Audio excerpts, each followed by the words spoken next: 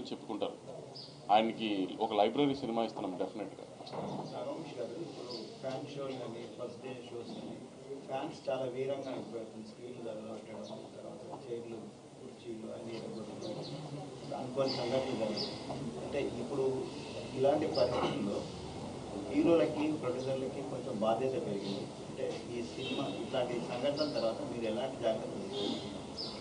Sir ఆ నిమిషాన్ని అక్కడ emotional ఏదైనా జరిగితే దాన్ని ఎవరు మేము ఆపలేం కాబట్టి దానికి ఆమె కేర్ తీసుకుంటామంటే మ్యాక్సిమం ఇంకా జాగ్రత్తలు తీసుకోవడానికి ట్రై చేస్తాం తప్పితే అక్కడ ఈ ప్రతిదాన్ని ఇంకా మేము దీన్ని ఆపగలుగుతాం, దీన్ని లేకపోతే దీనికి రెస్పాన్సిబిలిటీ తీసుకోగలుగుతాం అంటే ఏ నిమిషాన్ని ఎక్కడ ఏం జరుగుతుంది అనేది ఇన్ని ఇన్ని థియేటర్స్లో 1000 పైన థియేటర్స్లో రిలీజ్ అవుతున్నప్పుడు ఏ థియేటర్లో ఎక్కడ ఏం జరుగుతుంది అనేది నేను నిజంగా మేము ఫాలో అప్ చేయగలుగుతాం అనేది చెప్పినా కూడా ఆమె ఎవరు నమ్మే విషయం కాదు కదా.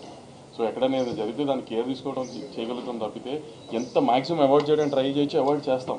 కానీ ఎక్కడన్నా అక్కడెక్కడ యాక్సిడెంట్ జరిగితే మన చేతుల్లో ఉండవు కదండి. ఇప్పుడు గవర్నమెంట్ చాలా సీరియస్గా ఉంది. ఎందుకంటే ఇలాంటి సిచ్యువేషన్స్ తర్వాత అందరినీ రెస్పాన్సిబుల్ చేసే ప్రయత్నంలో ఉన్నారు. దానికి మీరు ఎలా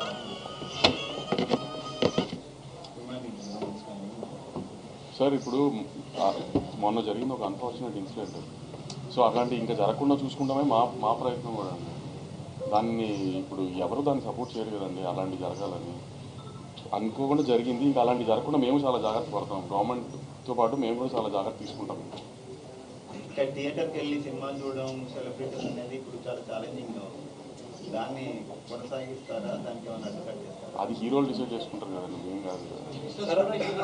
ఇన్సిడెంట్ అయ్యాక అందరూ కలిసారు అన్న దాని మీద కూడా సీరియస్ అయ్యారు. ఆ టాపిక్ వద్దులేదు.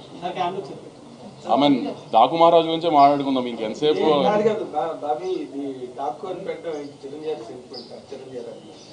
మీరు ఇండియా నుంచి మీ పోస్టర్ అయితే చిరంజీవి గారు